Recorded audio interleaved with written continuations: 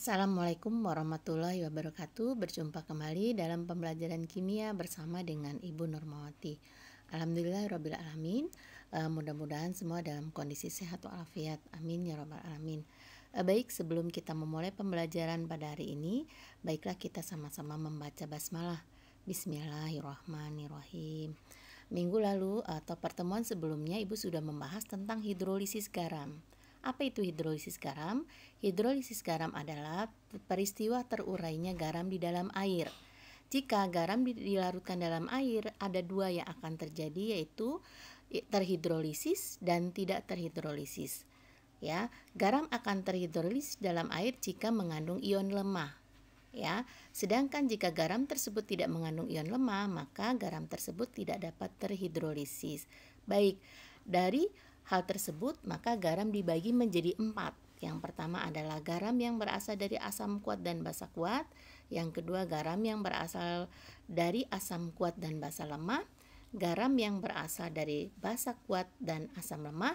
Dan garam yang berasal dari asam lemah dan basa lemah. Baik, jadi itu ada 4 macam garam pada yang ada di dalam kehidupan kita. Ya, di sini ya, macam-macam garam. Ya, jadi ada 4. Yang pertama asam kuat dan basa kuat. Ya, tadi sudah Ibu jelaskan bahwa jika di dalam garam tersebut tidak mengandung ion lemah, maka tidak dapat terhidrolisis. Jadi pada garam yang ke-1 ini ya tidak dapat terhidrolisis secara sempurna karena tidak mengandung ion lemah. Karena tidak mengandung ion lemah, maka pH tetap yaitu sebesar 7. Jadi tidak perlu dihitung lagi. Jika kita bertemu dengan soal yang berasal dari asam kuat dan basa kuat, maka langsung saja pH-nya sama dengan 7. Contoh garamnya adalah NaCl, K2SO4. Garam yang kedua adalah garam yang berasal dari asam lemah dan basa kuat. Ya, ingat bahwa ion lemah akan terhidrolisis, ion kuatnya akan mempengaruhi sifat. Maka pada garam kedua ini bersifat basa. Jadi pH-nya lebih besar dari 7. Ya, contohnya adalah kalium asetat dan natrium sianida. Ya, karena bersifat basa maka kita cari konsentrasinya OH-. Rumusnya adalah konsentrasi OH- sama dengan akar Kw per Ka dikali M garam. Itu garam kedua. Garam yang ketiga adalah garam yang berasal dari asam kuat ditambah basa lemah. Contohnya adalah amonium klorida, argentum nitrat ya. Di sini asam kuat berarti dia mempengaruhi sifat, maka garam ketiga ini bersifat asam. Ya, sedangkan yang lemah terhidrolisis, maka garam ini terhidrolisis sebagian. Maka karena bersifat asam, pH-nya lebih kecil dari 7. Maka kita cari konsentrasi H+ sama dengan akar Kw per Kb dikali M garam. Dan yang terakhir adalah garam yang keempat, yaitu garam yang berasal dari asam lemah ditambah basa lemah. Ya, nah karena semuanya mengandung ion lemah, maka garam ini adalah terhidrolisis secara sempurna. Semua terurai menjadi asam dan basa. Nah, berapa sifatnya apa atau berapa pH-nya ini tergantung dari jumlah atau besarnya Ka dan Kb. Jika Ka sama dengan Kp, maka garam ini bersifat netral. Tetapi jika Ka lebih besar dari Kb bersifat asam, dan jika Kb lebih besar dari Ka adalah bersifat basa. Apa itu Ka? Ka adalah tetapan asam lemah dan Kb adalah tetapan basa lemah. Maka rumusnya tergantung dari besarnya Ka dan Kb. Jika Ka yang lebih besar, maka yang dicari adalah konsentrasi H+, sama dengan akar Kw dikali Ka dibagi Kb. Tetapi jika Kb yang lebih besar dari Ka, maka yang dicari adalah konsentrasi basa atau konsentrasi OH- sama dengan akar Kw dikali Kb dibagi Ka. Baik, itu ulasan daripada macam-macam garam. Di sini hari ini Ibu akan membahas tentang contoh-contoh soal yang berkaitan dengan mencari pH garam. Ya, pada pertemuan-pertemuan sebelumnya Ibu sudah menjelaskan bagaimana cara mencari pH asam kuat, pH basa kuat, pH asam lemah, pH basa lemah, dan juga pH larutan penyangga. Pada kali ini Ibu akan menjelaskan bagaimana kita cara menghitung soal-soal pH garam atau soal-soal pH hidrolisis garam. Ya, yang pertama adalah contoh soal hidrolisis garam yang pertama. Yang pertama, Jika diketahui harga Ka asam asetat sama dengan 10 pangkat min 5, tentukan tetapan hidrolisis dan pH dari larutan kalsium CH3CuO 2 kali 0,4 M. Ya, seperti biasa kita tentukan dulu yang diketahui apa saja. Setelah itu ditentukan yang ditanya dan diingat-ingat apa rumusnya. Nah, baik, yang diketahui adalah Ka sama dengan 10 min 5, M garamnya 0,4 M, dan yang ditanya adalah pH garam. Pada soal ini sudah ditanyakan berapa pH garamnya. Nah, pH garam kalsium asetat ini adalah berasal dari basa kuat CaOH 2 kali dan asam lemah asam asetat. Jadi sebelum kita mencari pH-nya, kita uraikan dulu garam itu berasal dari asam apa dan basa apa, supaya kita bisa menentukan apa rumusnya.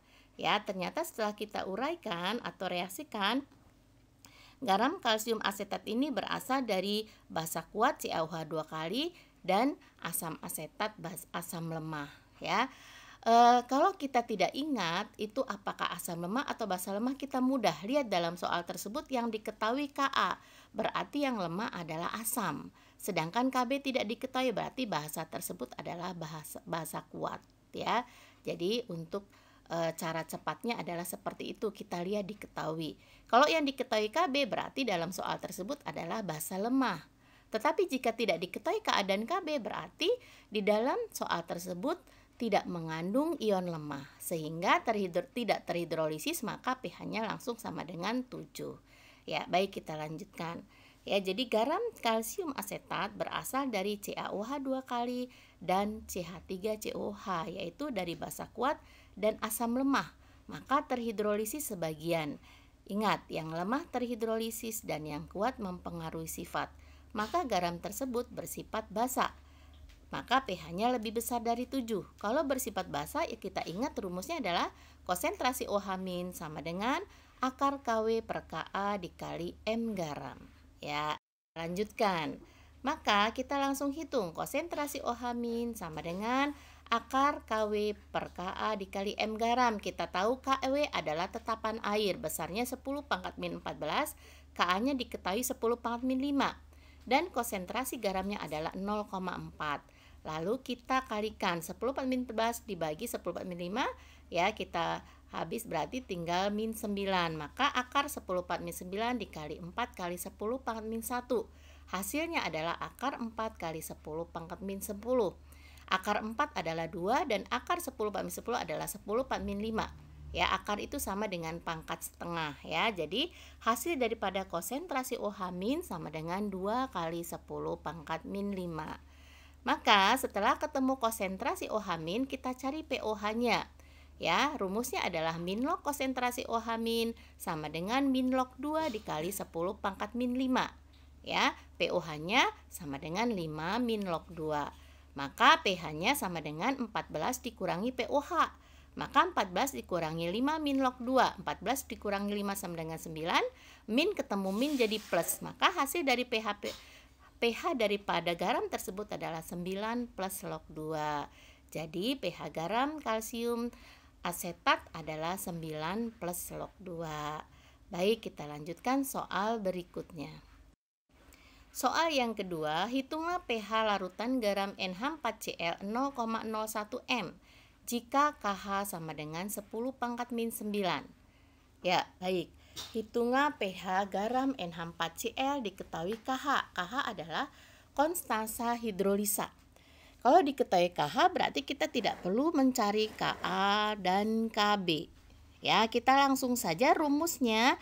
Kita lihat dulu apakah dia bersifat asam atau basa. Kita lihat ya, hasil reaksi daripada NH4Cl berasal dari basa NH4OH dan asam HCl. Kita tahu ya, basa NH4OH ini adalah termasuk basa lemah dan HCl termasuk asam kuat.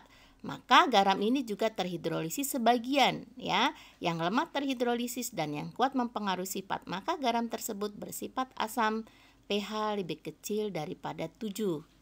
Jadi Rumusnya adalah konsentrasi H+ sama dengan akar KH dikali M garam. Ya, pada soal ini kita tidak mengaitkan Ka dan Kb, tetapi kita menggunakan konstanta hidrolisis, ya.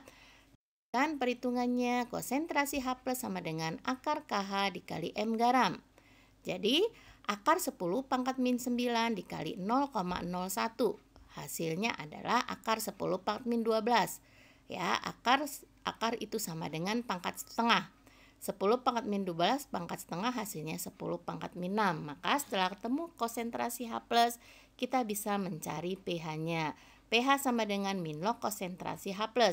Min log 10 pangkat min 6. Ya, hasil pH-nya adalah 6.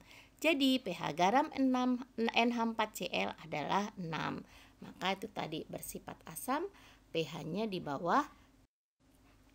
Soal yang ketiga adalah 50 ml larutan HCl 0,1 m dicampurkan dengan 50 ml NaOH 0,1 m. Berapakah pH larutan garam atau campuran tersebut? Nah, pada soal ini kita belum mendapatkan garamnya. Ya, seperti biasa kita diketahui dulu ya, supaya nanti pada saat menyelesaikan soalnya kita lebih mudah memasukkan ke dalam rumus. Yang ditanya adalah pH larutan garam atau campuran.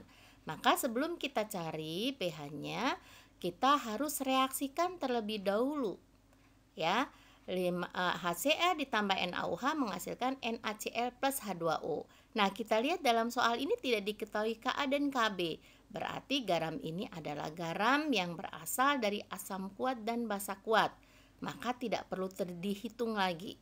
Kita langsung bisa tentukan bahwa garam ini adalah garam yang bersifat netral karena tidak terhidrolisis secara sempurna. pH-nya sebesar 7. Oke ya, kita lanjutkan yang berikutnya.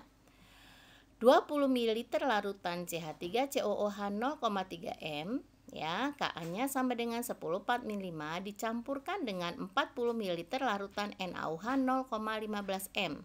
Hitunglah pH campuran tersebut ya, diketahui volume asam asetatnya 20 ml, konsentrasi asam asetatnya 0,1 m. Maka kita cari milimolnya, yaitu volume dikali m sama dengan 20 kali 0,3 sama dengan 6 milimol ya. Volume NaOH-nya 40 ml, konsentrasi NaOH-nya 0,15 molar, maka milimolnya adalah 40 kali 0,15 sama dengan 6 milimol.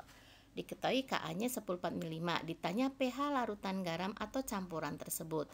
Karena di sini belum diketahui garamnya, maka kita harus reaksikan terlebih dahulu antara asam dan basa. Kita gunakan format mula-mula, reaksi, dan sisa. Ya, dari sisanya nanti kita bisa menentukan garam itu garam apa ya. CH3COOH ditambah dengan NaOH menghasilkan asam natrium asetat plus H2O. Inilah garamnya. Kita dapatkan natrium asetat. Ya, mula-mula 6 milimol ya, NaOH-nya 6 milimol. Yang bereaksi yang lebih kecil ya sama. Akhirnya kita dapatkan sisa garam 6 milimol. Berarti konsentrasi garamnya bisa kita cari. Ya, garam CH3COOH yang dihasilkan adalah dari asam lemah dan basa kuat. Maka terhidrolisis sebagian, yang lemah terhidrolisis dan yang kuat mempengaruhi sifat. Maka garam tersebut bersifat basa, pH lebih besar dari 7. Lanjutannya, jadi konsentrasi garam kita bisa cari yaitu milimol dibagi volume total. Milimolnya 6 dibagi 60 sama dengan 0,1 m. Jadi rumusnya, karena garam tersebut bersifat basa, maka konsentrasi OH- yang dicari sama dengan akar KW dibagi Ka dikali M garam, sama dengan 10 pangkat min 14 dibagi 10 pangkat min 5 kali 0,1 m. Hasilnya akar 10 pangkat min 9 dikali 10 pangkat min 1. Maka hasil daripada konsentrasi OH- adalah akar 10 pangkat min 10 berapa? Hasilnya adalah 10 pangkat min 5. Baru kita cari pOH-nya. pOH sama dengan min log konsentrasi OH- sama dengan min log 10 pangkat min 5. Hasilnya adalah 5. Maka ya, baru bisa kita cari pH-nya. pH sama dengan 14 dikurangi pOH. Ya, 14 kurang 5 sama dengan 9. Jadi pH garam natrium asetat sebesar 9. Oke. Lanjutkan contoh yang berikutnya. 50 ml NH4OH 0,1 M, ya, Kb-nya sama dengan 10 pangkat min 5. Direaksikan dengan 50 ml larutan asam asetat 0,1 M, Ka sama dengan 9 kali 10 pangkat min 5. Hitunglah pH larutan yang terjadi. Diketahui milimol asam asetat sama dengan M dikali V sama dengan 0,1 kali 50. 5 milimol hasilnya, ya. Milimol NH4OH sama dengan M kali V sama dengan 0,1 kali 50, hasilnya 5 milimol. Diketahui Ka-nya 9 kali 10 pangkat min 5 dan Kb-nya sama dengan 10 pangkat min 5. Dari soal tersebut kita bisa menentukan, berarti garam tersebut berasal dari asam lemah dan basa lemah. Ya, setelah direaksikan ternyata di sini mula-mula 5 milimol asam asetat ditambah dengan 5 milimol amonium hidroksida.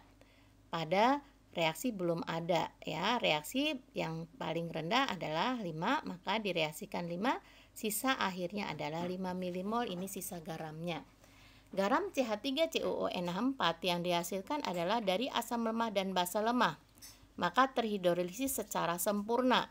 Yang lemah terhidrolisis, maka garam tersebut bersifat tergantung dari besarnya Ka dan Kb. Karena Ka lebih besar dari Kb, maka garam bersifat asam, pH lebih kecil dari 7. M garam sama dengan milimol dibagi volume total. 5 dibagi 50 ditambah 50, yaitu 5 dibagi 100, sama dengan 0,05. Ya. Ya, lanjutnya hasilnya konsentrasi H+ sama dengan akar Kw dikali Ka dibagi Kb. Ya, sama dengan akar 10 pangkat min 14 dikali 9 kali 10 pangkat min 5 dibagi 10 pangkat min 5. Ya, Ka-nya ini 9 kali 10 pangkat min 5 sama dengan akar 9 kali 10 pangkat min 14.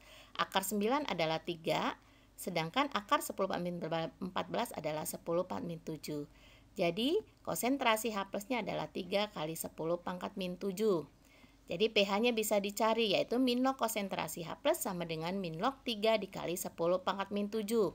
pH-nya sama dengan 7 min log 3. Jadi pH garam amonium asetat sama dengan 7 min log 3. Baik, itu saja yang bisa Ibu sampaikan dalam pembahasan soal-soal hidrolisis garam. Mudah-mudahan bisa dipahami dan dimengerti, ya. Tetap semangat dan jaga kesehatan, ya. Mudah-mudahan ya kalian semua adalah lulusan SMK yang memiliki kreativitas, inovatif, kompeten, dan siap kerja. Demikian yang bisa Ibu sampaikan. Sampai berjumpa pada pembelajaran berikutnya. Ibu akhiri. Wassalamualaikum warahmatullahi wabarakatuh.